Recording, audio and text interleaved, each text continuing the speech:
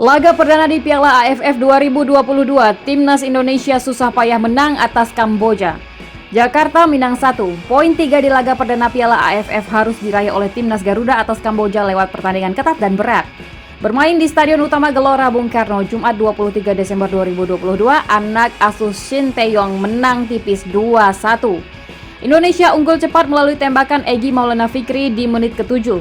Umpan silang Pratama Arhan kepada Egy yang berada di kotak penalti berhasil disambut dengan satu tembakan yang sukses menaklukkan kiper Kamboja, Keo Soksela.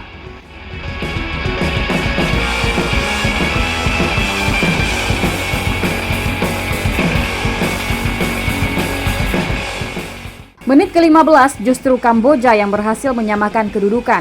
Umpan lambung dari Seut Baraing berhasil disundul oleh Sarat Kria di kotak penalti. Bola sempat membentur tiang lebih dahulu sebelum bergerak masuk ke dalam gawang Nadeo Argawinata. Skor menjadi 1-1.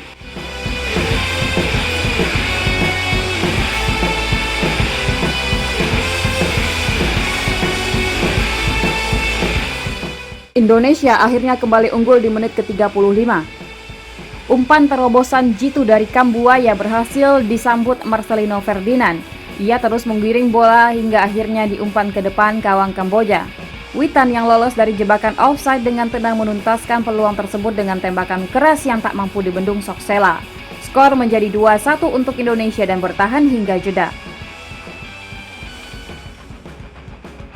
Usai turun minum, laga menjadi lebih berat bagi Timnas Garuda. Kamboja mampu bermain lebih rapi dan merapat. Anak asuh Shin Tae-yong kesulitan mengembangkan permainan. Masuknya Ilyas Spasojevic menggantikan Muhammad Rafli masih belum bisa memberikan solusi penyerangan Indonesia. Spaso seperti terisolasi di lini depan. Begitu juga dengan halnya Sadil Ramdhani yang masuk menggantikan Egy Maulana Fikri. Terlihat sulit membangun chemistry dengan Spasojevic. Peluang emas terbaik hadir di menit ke-49. Witan memanfaatkan blunder barisan belakang Kamboja dan berhasil menggiring bola ke arah gawang lawan.